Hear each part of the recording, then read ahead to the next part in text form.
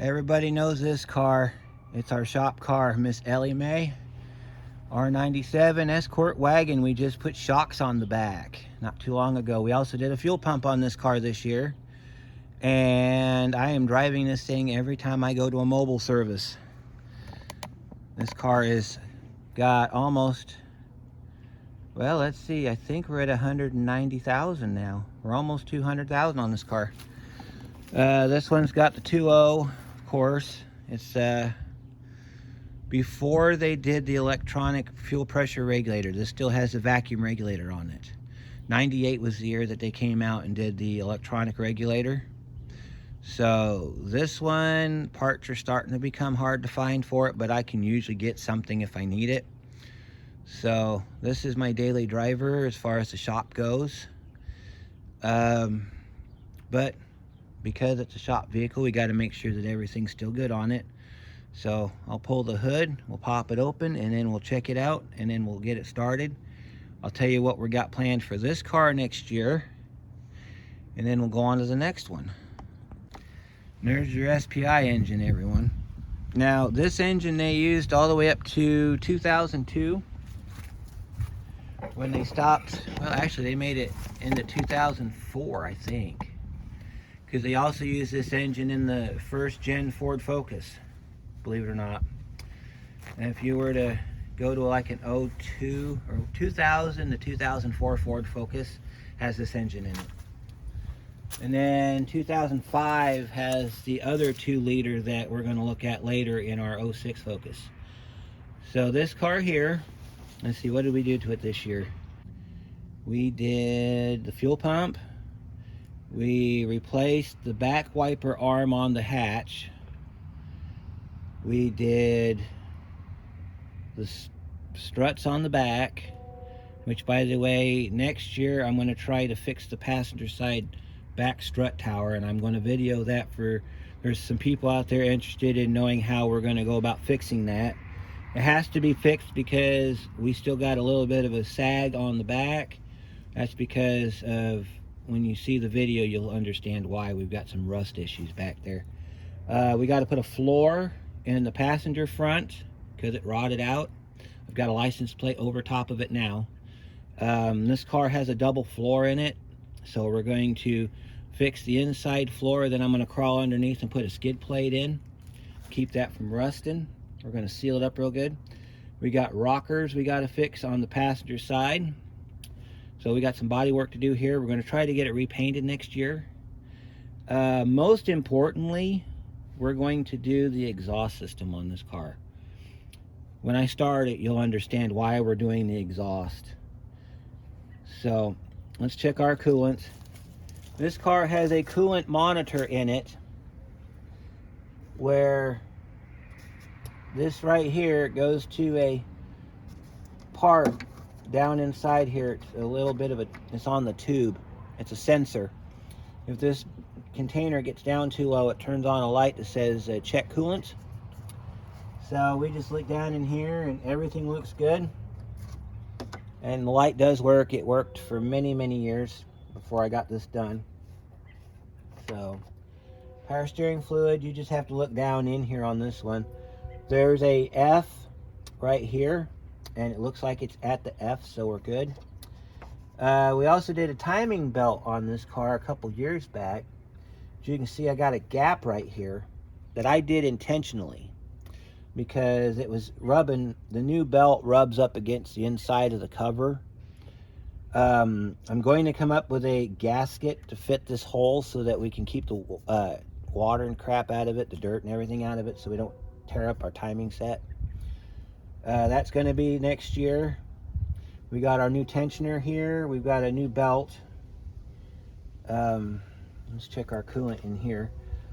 This one sometimes will be low on coolant, but we've got the tank here, so it'll pull coolant up to it if it needs it. So we're looking good there. This one's hard to tell because of the way they got the filler neck position, but we got a good cap, so I think we'll be fine there.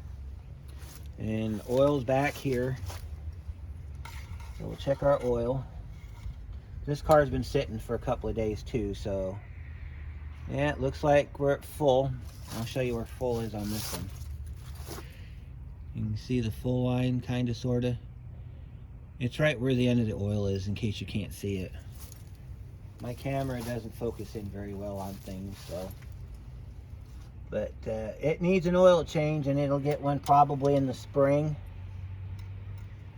If you guys want to see that, you can go ahead and let me know. We also did a fuel filter on this car. So we had to do the fuel filter because every 2 years, regardless if it needs it or not, I change the fuel filter. It seems to help. I do that on all my vehicles. I also recommend it to my customers. If you've not had your fuel filter changed and it's an external filter, it's a good idea to change it, especially because it will save wear and tear on your fuel pump. So brakes are at right there at that top of the cap here. That's your full line. I did brakes on this one a while back, so I don't think I taped it or anything, and if I did, oh no, that's something else. All right, right here's where your transmission fluid is. Like on the Buick, I have to drive it, but it shifts fine, so we're okay there. This one has a PCV valve down here too. You got to check from time to time. These like to pop out of the grommet. I don't know if the grommet's still available. I haven't checked into it. But let's go ahead and start it. Oh, your washer fluid. Okay, now your washer fluid sits in the back corner over there. That's for the front wipers. On this car, it's got another washer bucket in the hatch area behind the door. Okay, so let me show you where that's at. If you come all the way to the back of the car, and you see that, yeah, you can't see nothing because there's a glare. Let me open the deck lid up here and I'll show it to you. All right. You see this door right here? If you open this door, you just take your finger and you just pull down on the door. That is where your washer fluid is for your back wiper. That other little door that sits over there, that's your emergency fuel shutoff. So you pull that back, push the button down, you're good to go again. In case you're wondering what those were in your car and you didn't have any idea what they were for. They usually are marked like auto shut off and wiper washer, but on the some of the cars they stopped putting notifications on them. And I don't understand why. Yeah, we've got some corrosion there on the negative terminal, which means I've probably got a ground somewhere that is not grounding properly. So we'll figure that out. So let me go ahead and start this real quick. I think I've gone over everything we're going to do to it next year. Of course, there's going to be a few things that I didn't mention. So give you a listen to it and you can tell me what you think.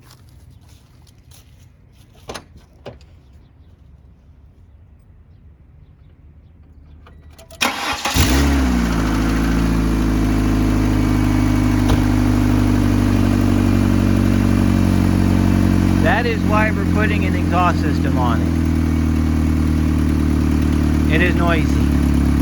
Not to mention the pipe vibrates against the floorboard and you hear this god-awful noise in the car when you're sitting at idle.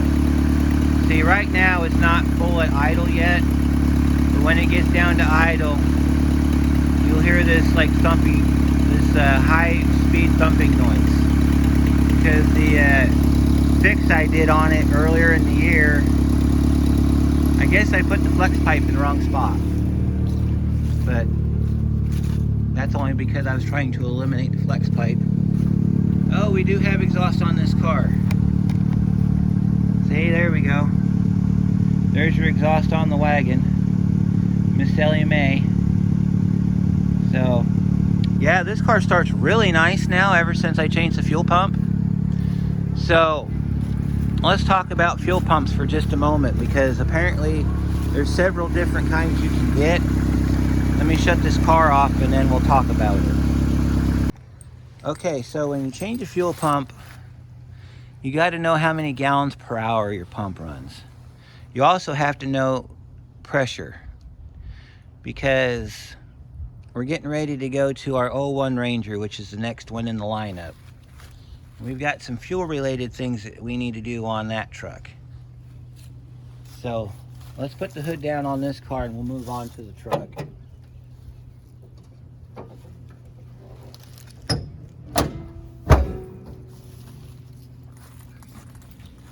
So when you're doing a fuel pump and they give you multiple options, you got to know some numbers. Here's our '01 Ranger, affectionately known as Rudy. He's 2.3 liter. No, I'm sorry, I take that back. 2.5 liter last year for the 2.5 before they scrapped it for the Duratec version. This truck here, let me give you a brief view of what we're doing with it. As you've probably heard several times on the channel, this truck cannot pull that trailer back there without some extreme difficulty. So off camera one day I did some checking around on it and I come across an issue where I wasn't getting a fuel pressure reading off the fuel rail. A lot of that has to do with the fact I've got a Harbor Freight fuel tester and the O-ring was no good. But I got thinking about it. I wonder if the fuel pump's going bad on this truck. It's got 216,000 miles on it. It's on the original fuel pump. Earlier this year, we changed the shocks on this truck. They were original from 2001, okay? So this truck, except for brakes and exhaust, is fairly original, okay? I've never put a fuel pump in this truck. I've never changed the injectors. I've never done anything with the fuel system other than the routine changing of the fuel filter. So fuel pumps, you have to know how many gallons per hour, and you have to know the flow rate, okay? So what that means is how many PSI is going to be at the rail. A lot of this information is in your service manual. If you have a service manual or you know where you can get information on your vehicle, that's where you're going to find it. This truck, they have a 50 PSI version and a 100 PSI version. Problem with that is you have to match the fuel injectors to the pump. If you don't, and you get high flow fuel injectors and low fuel pump, it's not going to run. Or if it runs, it'll run like crap. If you get low fuel injectors and a high fuel pump, you'll blow the injectors out. Just as simple as that. So what you have to do is you have to get either high flow on both sides or low flow on both sides. Of course, that also deals into other things such as fuel economy and this, that, and the other. I'm keeping the truck OE as far as I can. Now, there is possibly an engine swap coming in the future for this truck. If the fuel pump thing does not work, I'm going to find a 3-liter V6 to put in this truck. I'll build it, and then I'll put it in here with the 5-speed. So let's get the hood up. We'll check this one out. This one hasn't ran almost 2 months now, I think. The reason I don't drive it is because the back brakes are still making that scraping noise from when we did the back brake video. And I found that a lot of that has to do with the wheel cylinders are just not pushing out far enough. So next year we're going to change the wheel cylinders on the back and see if that solves our problem. This truck doesn't really need much other than some paint corrections. So let me get the hood up and we'll check the fluids on it, and then we'll get it started and we'll let it run a few minutes, and then we'll move on to the next one. Oh, something else that I'm going to try to get done on this truck and the other truck is I'm going to get a kit. I found it on LMC Truck. They make a kit that mounts to your hood hinge that allows you to use hydraulics, thus eliminating this bar right here, this prop rod. I am going to install that on this truck and on the 89, because this thing, when you're trying to do maintenance, gets in the way. And I've had this hood fall on me more than once. I do not like the migraine. So let's see, we're about a half a quart low on this truck, which is unusual because this truck usually doesn't burn any oil. So I'm gonna have to get a half a quart of oil. By the way, you read this just like this. All right, that's full. That's half quart low. That's a full quart low. If it's at the end of the dipstick, it's 2 quarts low. And it's gonna make a lot of noise if it gets down that low. These engines don't like to sit down below 2 quarts. So I'm gonna have to get a quart of oil for this truck. Or I can just wait because it's due for oil change anyway, so we'll just do it then. This one's got, this one's gonna need some power steering fluid before we go any further, so I'll have to get in the back and get the power steering fluid out. We've got a leak somewhere on this truck. I fixed one leak down on the intercooler because this thing has a power steering cooler on it. I fixed that leak, but I think we got another leak somewhere. And if I had to guess, it's probably the rack leaking. So we might have to put a rack and pinion on this truck next year. So check our coolant. Coolant's up normal. This radiator's been changed too because the other one sprung a leak over there on that line, over on the far side. Upper hose broke. The spot for it was all screwed up, so I had to put another radiator in this truck a few years back. Coolant's normal. Washer fluid's about half full, so it should be okay. So this truck would be considered a storage truck because I'm not driving it.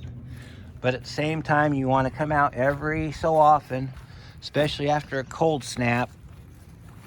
Cold snap means anything below freezing for about 4 days. That's a cold snap. Come out, start it, and run it for a few minutes. Brakes look good. This has got a clutch on it too, just like the 89. Unlike the 89, I can get this one open. So here's your cap. And this is your little bellows. Okay, this is called a bellows. Some people call it a really big spacer. There's a line on the inside of your clutch fluid here. It looks like we're gonna have to add some clutch fluid to it, so we're gonna leave this loose. So we need to add some fluid to this truck. We gotta add some power steering fluid, and we gotta fill up the clutch. So let me go grab that. I'll be right back, and I'll show you how that's done. All right, so I got our fluids. Power steering fluid. I buy the O'Reilly and not the Walmart because the Walmart has stop leak in it, and you don't want to put stop leak in a system that doesn't have a leak. Granted, this one does have a leak, but all the stop leak does is it swells the seals up, preventing the leak. However, if this leak is something other than the seals leaking, it's pointless. And of course, yes, they do make hydraulic clutch fluid. So if you don't have this, you can use .3 brake fluid. Must be .3, can't be .4 unless it asks for it. So let me show you the line on the clutch so that you understand what's going on here. I'll take you off the pod for just a second. I don't think we've ever done a video where I didn't leave you on the pod. Anyway, you see that line right there? That is your full line. You want to add the fluid to the full line. Don't go any higher because you'll spill everywhere. If you've been having problems with your clutch disengaging, this would be why, because your fluid's low. So we're going to try to put this in there without spilling. And that's all you put. That's it. It's full. So while we're at it, we're going to show you what it looks like. All right, so you put your cap back on. Put your piece down in there, and then you put this lid back over it. Make sure it fits on straight because these plastic caps like to cross thread. It's not a big deal. You just undo it and put it back on. And of course, you want to wipe off any fluid that you might have leaked out when you did that. And power steering fluid, same way. This has got the same power steering pump that the 89 has, except it's a different model. So basically the same thing, except for it goes to a rack and not a gearbox. You see that? That is why we are low. Not supposed to see that. When this thing starts up, it's going to whine. So we got to put some fluid in it. Now I usually overfill these just a little bit because I know I have a leak. Kind of buy me some time if I have to get somewhere. Now this is going to be a bit tricky to do, but we can do it too.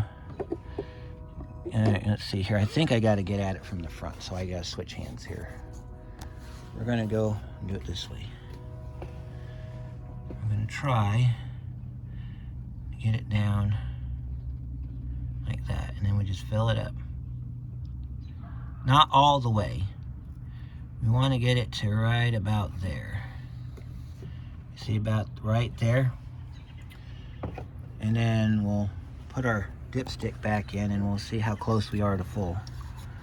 Now when you do this, push it down, don't twist it, just push it down and pull back up. And it looks like we are about as close to full as we're going to get. We went a little over, but like I said, I do that on purpose. If you don't have a leak, then you just want to add just a little bit to your system and then you'll be fine. Yeah, we're going to probably tackle that next year because it's starting to get to be a bit of an annoying thing. So, on this truck, I think I went over everything. We're going to change fuel injectors on this truck next year. We're going to change the fuel pump on this truck next year. Try to get some more power out of it before committing to an engine swap. So let's go ahead and get him started and let him run for a minute because he hasn't ran in a while. And we'll move on to the next one.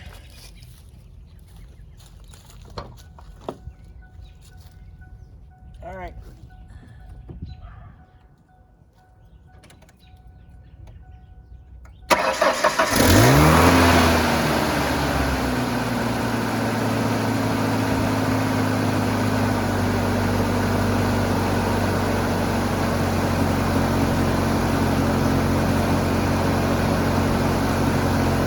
That's one thing I can say about this truck is he always starts. I've owned this truck for almost 10 years. Next year will be 10 years I have owned this truck. I've done everything on this truck, including the transmission. I had to do the clutch on this truck. That was before my YouTube days. Let's show you what else we need to do on this. We got to do the paint because we got some spots where the clear is getting thin. So we got to do paint on this truck. We got to do the seats on this truck, so we're going to do that. We don't need to do floors on this truck because they're still like new. We got a little bit of fiberglass repair we got to do back here because the paint's fading. We're going to do tricolor taillights on this truck. So we're going to have like turn, brake, and stop. No, I'm sorry, turn, brake, and reverse down here. Because I like the tricolor lights better than I do the solid lights. We're going to leave the hitch on. We're going to get a bed liner for in the back here because I found some stuff that I'm going to use, and we're going to put a bed liner in this truck next year. Don't worry about that. That's coming up in just a second. So, yeah, this is a good running truck. We got 215,936 on the clock. Of course, I just put gas in this before I parked it, so, you know, it's running really good. I love this truck. You can hear a slight tick. We're going to put a power steering. We're going to get the power steering fixed next year, too. And we need to finish the exhaust system on this truck. We did a valve cover gasket on this year. I remember that. We got to fix this hose right here because this thing keeps popping off and causing me to have problems. Aside from that, we've also done the timing belt on this truck a few years ago. I still get people wanting to know about that. So I don't know if we're going to go over that again or not. There's some information for you if you want to know about it. If you look up that TSB, it'll tell you that 530 is no longer necessary, that you need to do 520 because of fuel economy. That whole thing they flip-flop back and forth over the years on, but they finally settle on 520. But if you do have 530 in your engine, it's not going to cause any issues. It's just going to be, you might notice a change in your fuel economy. So let me go ahead and shut this one off and we'll move on to the next one.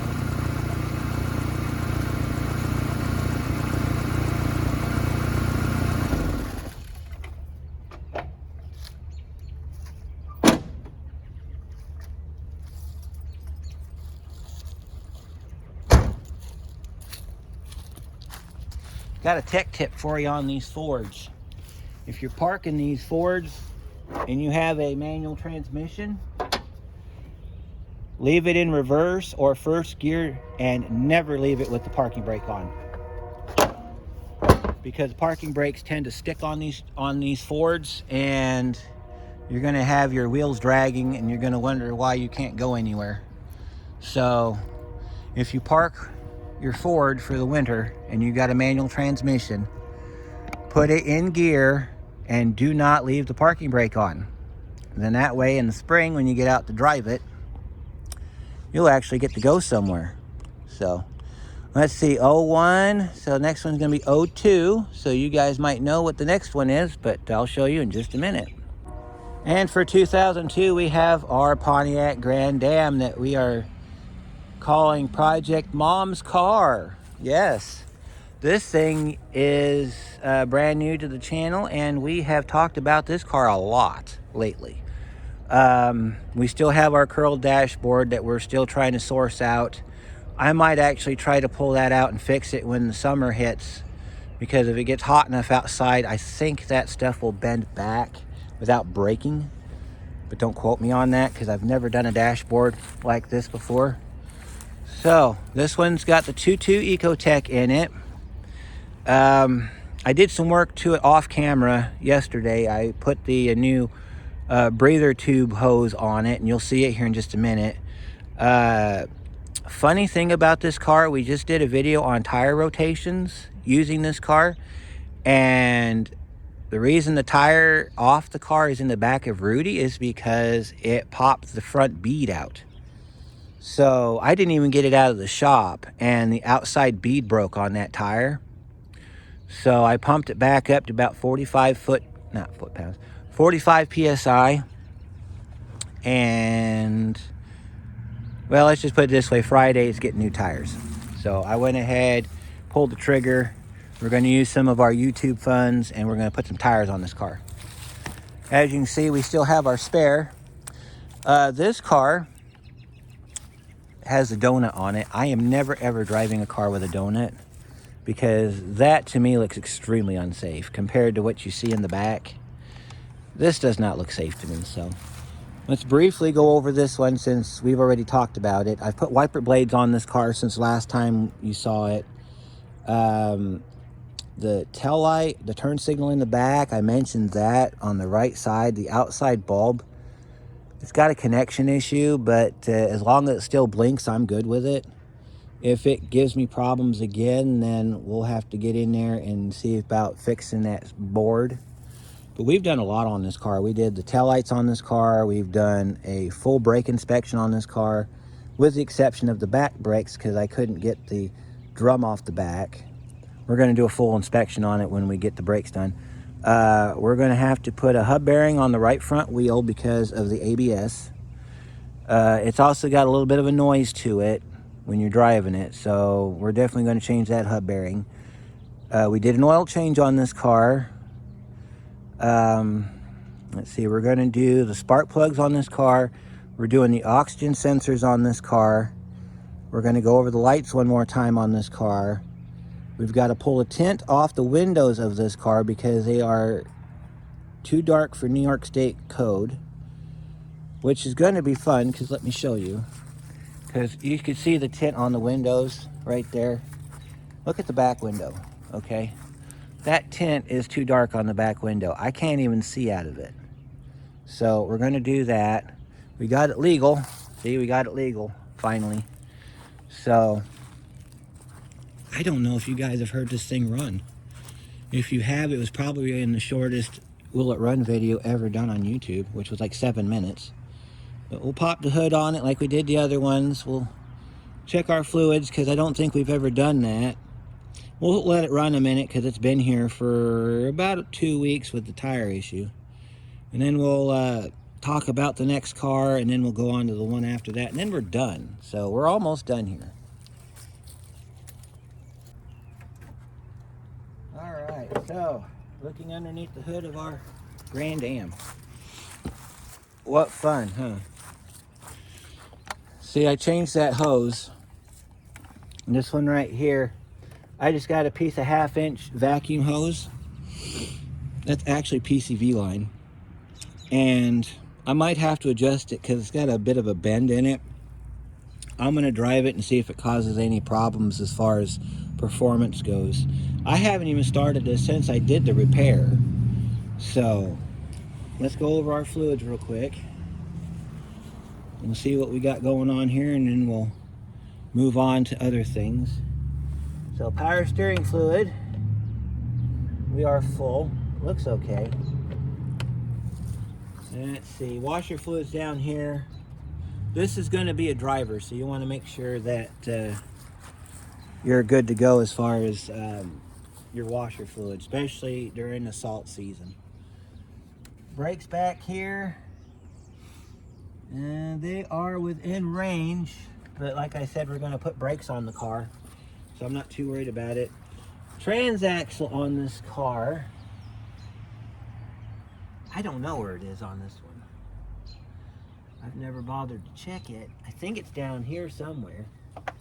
If it's like all the other GMs, it's probably tucked underneath the battery tray or something. It's got a big old cap on it.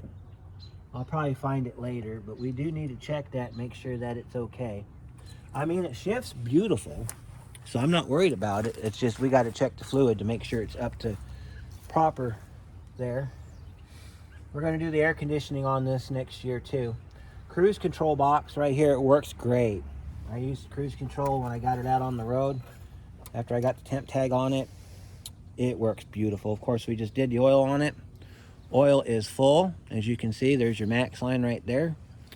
Oil is full. We're going to run this oil, and then we're going to change it out just before we send it up to Mom's. Here's your coolant here. We're going to do a coolant flush on this car, which is go ahead and pop this cap off right here. We got some rubbing right here on our hose, so we're going to have to it's rubbing right up here on the hood, so we're going to have to figure out something to do with that. I mean, it's not a big deal, but it could become one if we let it go. There we go. I think we're going to put a cap on this car. Coolant's up to normal. Yeah, we're looking good there. I don't know why the cap's so tight on this car. Shouldn't be. I mean, it goes down just fine. The lady I bought it from said it had a coolant leak, but I've driven it all over the place. It doesn't overheat. So, you know, we're also putting a thermostat in this car too, because these Ecotechs, they have a tendency to have problems with the cooling system after a while. It's only got 105,000 on it, but my mother is no good at maintenance, so we're going to make sure that all she has to do is check the oil, put gas in it, and drive it. That's basically how we're going to build this car. So you already know everything about this car, so let me go ahead and start it, and then we'll move on to the last one.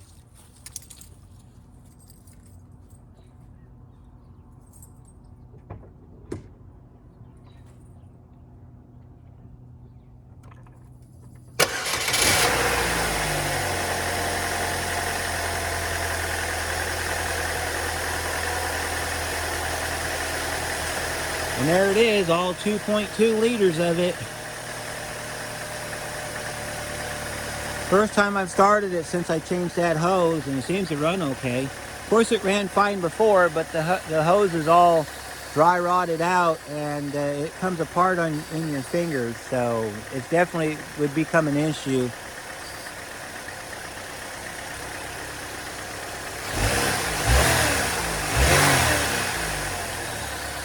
Not bad for a 2.2. This is the first gen Ecotech. So we're going to learn a lot about this engine while I've got it here. So But yep, that's all there is to this one. So I'll go ahead and get this one shut off, and I'll meet you at the next one. All right, here's our 06 Focus. Now, real briefly, because I mentioned before, the next video, or the next car, would be the 04 Kia, but the Kia is not here. As you can see, the spot's empty. It's at work. Kia, we've got a door for it, so we're going to change out the passenger door next year. We're going to address some of the body damage because of the rust from being a New York car. We're going to put belts on it. I think the belts are coming due on it. And I think that's everything, because the car really doesn't need much. So that's what we got planned for the Kia next year. Now, on to the Focus. We did a heater box repair on this car, where we pulled the dashboard out. And by the way, I forgot to put one of the screws back in the heater duct. So I'm going to have to go after that off camera. This car, it's a 2-liter, just like the Escort. This has got the Duratec in it, which is the updated version of the SPI engine. We're at 113,000 now on this car. It'll get oil changed again next year. We got to do paint correction on this car because it's starting to fade. Really nothing much to do on this car. We got a flex pipe we got to change out. We've got to do the brakes on this car. Front brakes are horrible on this car still. That's it. And then this car is going to be, if I can get the funds together, I'm going to be making a trip to Utah in the spring. And this is what I'm driving to Utah. But more about that later. So let's get the hood up and let's take a look at our Focus, and then I'll start it up for you, and we'll call it an end to this video, because we will have discussed all of our vehicles and our projects for the year and all that good stuff. All right, so we did some work on this car this year. I also want to add cruise control to this car this year, because we've got the bracket for it right there. But I'm going to do it OE style, not half-ass style like what was in it. Because the guy that put the cruise control in this had one of them quick locks attached to that injector wire right there. And thankfully it did not break the wire, because I would have been super sad if it did. We did tune up on this car. I've done the belt on this car, I think. Yeah, I did. I did the belt on this car. I changed the reservoir tank. I had to, because I couldn't see out of it. It was pretty dark in there. This coolant is really old, so I've been trying to get as much of it out as I can and replacing it with new. So we might go ahead and do a full-on coolant flush next year on this car after we get done with the winter. This car was used as a service vehicle this year because the Escort was down due to the fuel pump. Your washer bucket over there also operates the back wiper. So you only have one on this car, as opposed to the Escort has two. We changed the coolant temp sensor in the cylinder head, which sits right under here. I've got to pull that back out because I have too long of a line on it, so we're going to cut that line down. We're going to shorten that up, and we're going to make it look proper. I think that's it on this car. See, it's got a new radiator cap on it. So let's check our coolant level here. And it looks okay. It's looking a little dark though, so I might have to do another drain on it. But this one, you got a fill line here and a fill line here. So let's talk about that real quick, and then we'll move on to the other systems. All right, so cold range, that's what that's for. That's all that is. As long as your coolant is in between these two lines when it's cold, you're in good shape. And once I get all the trash out of here to where you can see that, it'll make it easier for us to keep an eye on that. So our oil's up front, and I think I just did an oil change on this car, so we should have decent oil. And let's see. Well, I'm not liking none of that. Let's wipe it off and we'll check it again. Check it again.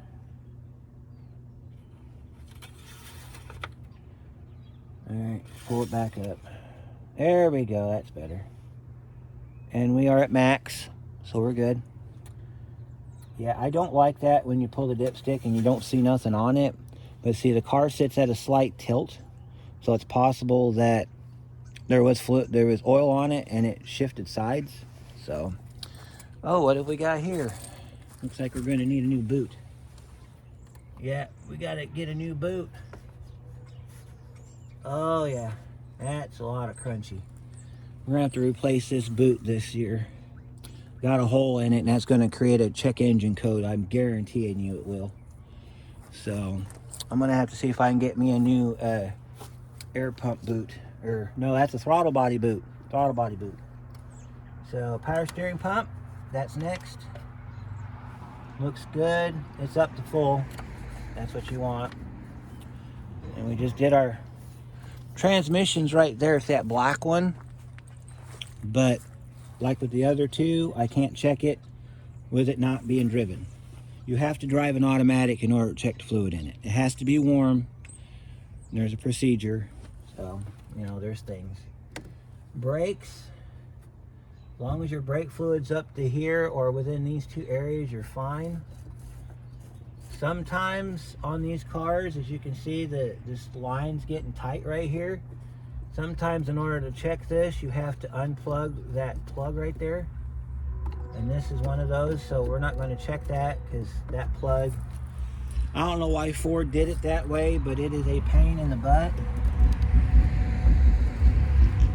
So if you have a Focus or anything that has this style master cylinder reservoir on it, you need to disconnect this connector before you can pull that up.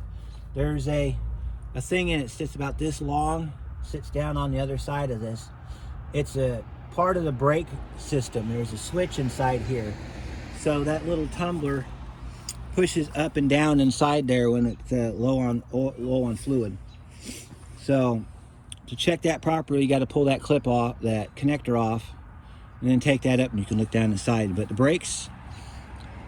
brake surfaces are the problem, not the fluid on this car. So let me go ahead and start it up for you, and then we'll wrap this up.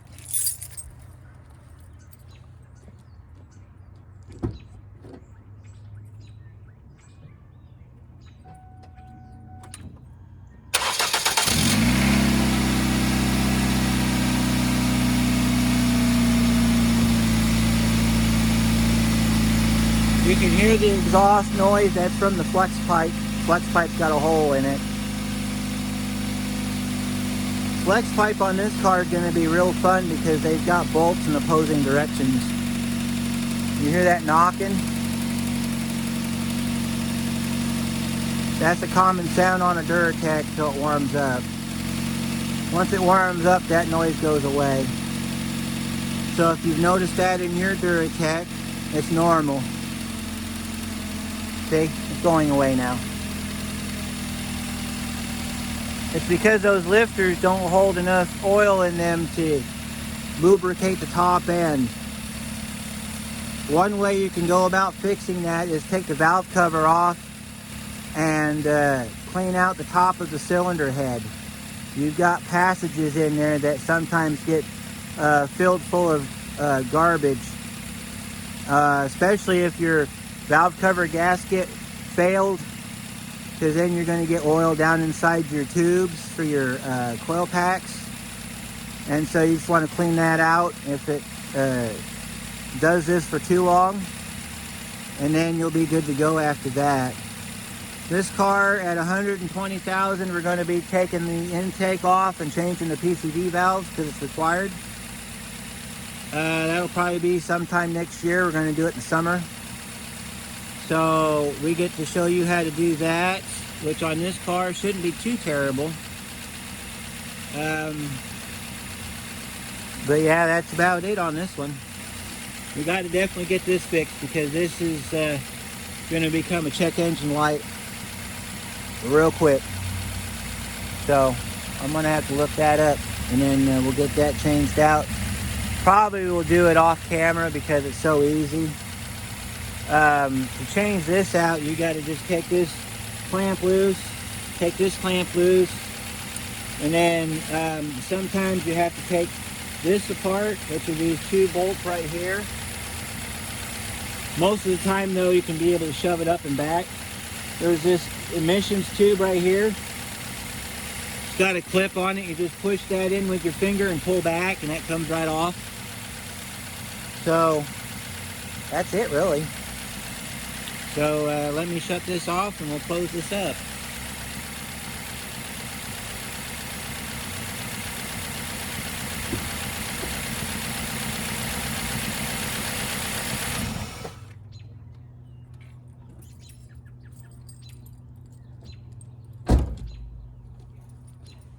So we got a little work to do next year, not too bad. So this might be a two-part video depending on how long it gets. So if you see a part 2, don't worry about it. But yeah, this is the end of the year, 2023. You guys have been great. We broke the 1,000 subscriber mark, which is something I never thought would happen. I plan to have merch here soon. I'm working on getting the time set aside to get it started because I do everything. I do the videos, I edit the videos, I do the work. I don't have anybody else helping me. So it takes a while for me to get things done because I am constantly busy. This year has been completely bonkers because I've been busy since February. Here it is December, and I've got things lined up all the way to Christmas.